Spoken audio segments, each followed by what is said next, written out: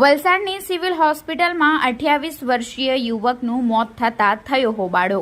Valsad city પોલીસની team ઘટના સ્થળે દોડી આવી મામલો થાળે પાડ્યો।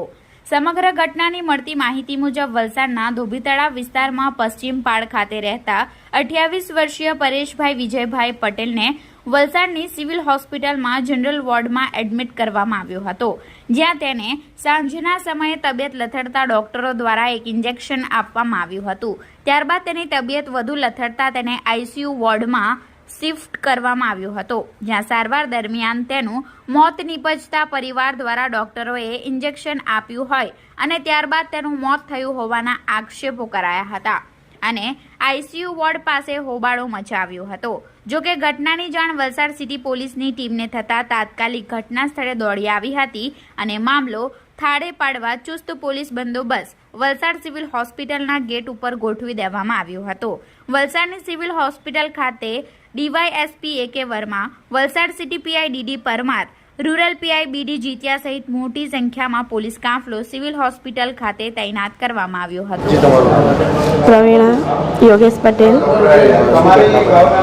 એ મારા દિયરને જરાક તકલીફ હતી, પેટનું લેવલ પાસેનું, એને 6-7 દિવસથી એડમિટ કરેલા હતા ને એને જે અમે બધા હતા અહીંયા બધાને ઇન્જેક્શન માર્યું, એ પછી એને આવી રીતના ઘટના થઈ ને અમે ડૉક્ટરને પૂછતા હતા શું માટે છે, એને લેવાના પ્રમાણે એને તકલીફ છે એમ કહેતા હતા, એને સારું થઈ જાય અમને જણાવતા નહીં હતા કે શું થયું એમ। પછી ખબર પડી કે એને આવું બધું પ્રોબ્લેમ છે, લેવરમાં નળીમાં એને પાણી ભરાયું છે ને એને પાણી કાઢવામાંથી એને સારું બી થઈ ગયું હતું। સારું થઈ ગયું પછી અમે આજે મળવા આવ્યા બધા, ત્યારે એને સારું જ હતું। પછી એને ઇન્જેક્શન મારતા હતા ત્યારે એને ખેંચ આવી ગઈ, ખેંચમાં એને આવું થઈ ગયું ને અમારા બધા સગા દોસ્તાર બધા એના બધા આવી ગયા બધા ને જરાક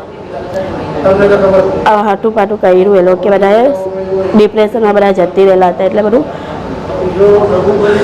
કાર્યવાહી કરી આ બધી ને આવી રીતના ચાલ્યા ગયા પરેશભાઈ વિજયભાઈ પટેલ।